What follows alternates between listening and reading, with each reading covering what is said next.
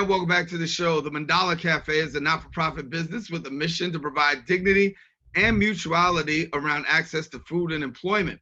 Now, in May of 2020, in response to the COVID-19 pandemic, plus local food insecurity and unemployment, the business resumed its weekly community meal, serving over 5,000 dinners and offering 350 hours plus a volunteer service.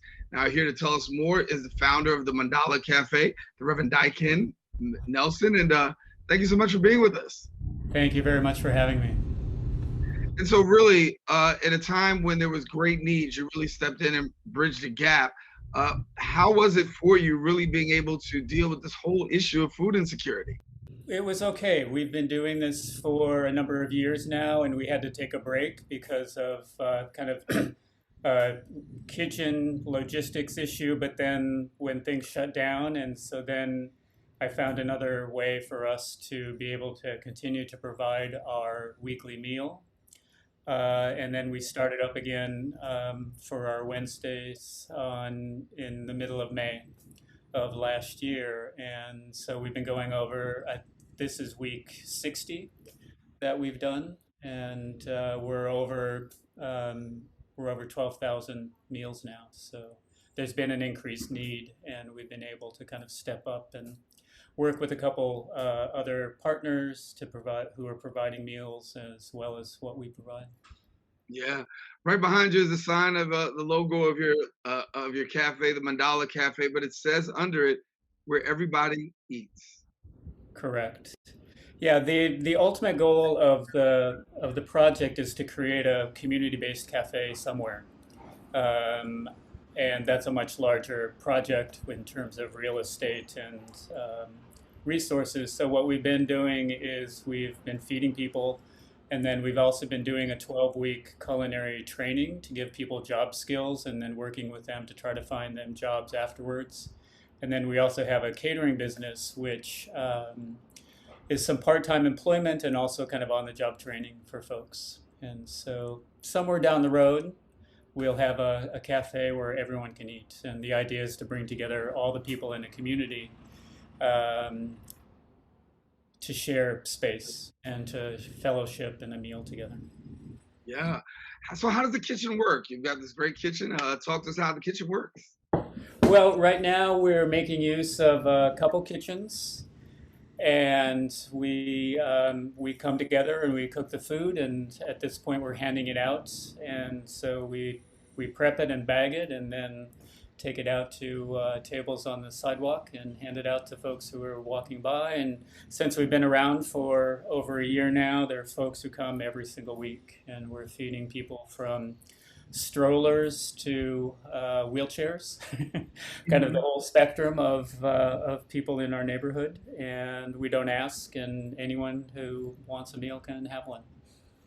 Has it taken you by surprise a little bit with COVID-19 being the way that it is, the fact that so many people have been actually affected by this, and the way that food insecurity has really ravaged across New York City, a city that's pretty known for prospering, has certainly had its fair share of people really in need? Yes, that's very true. We started before we were working with a church, and we were serving inside, and we would put out somewhere like 60 to 75 meals, and so that's what we started with. And that first week, those meals were gone in almost like 20 to 30 minutes. And so then we kept increasing and increasing, and now we're handing out over 250 meals a week. So there was definitely an increase in the need. And last week, for the first time, we handed out over 300 meals, and we did that in about an hour and 20 minutes. And so, we could do this. We could either hand out more food, or we could do this more frequently. But at present, we're just doing our once a week, and somewhere between 250 and 300 meals each week. Mm.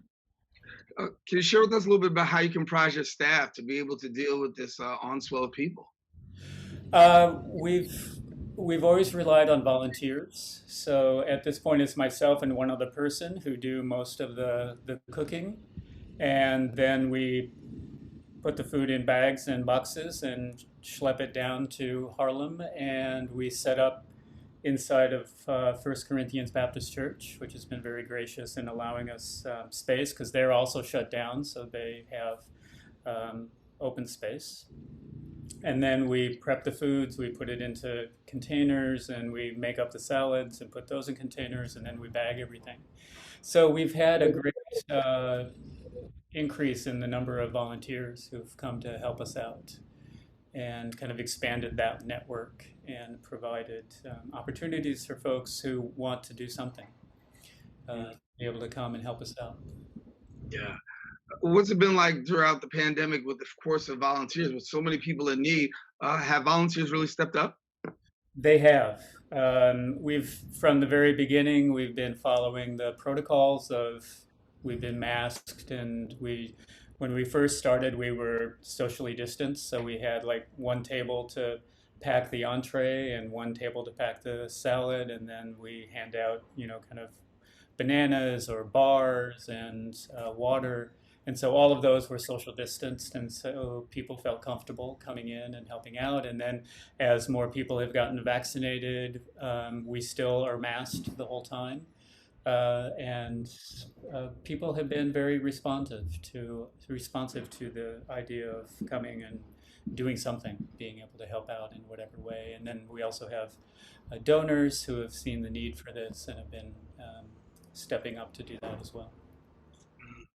Well, Reverend Daiken, thank you so much for taking the lead in really what you're doing. I think you're providing a much needed service to our community in a time like this. And unfortunately, it looks like the need will continue for some time to come. But thankful to you and your volunteers, and great to have you here with us here on Open. Thank you very much, and thank you for your letting people know about our offering. No problem. The Mandala Cafe. Listen, now, if you want more information, we encourage you visit their website, mandalacafe.org, and then follow them on social media at Mandala Cafe NYC.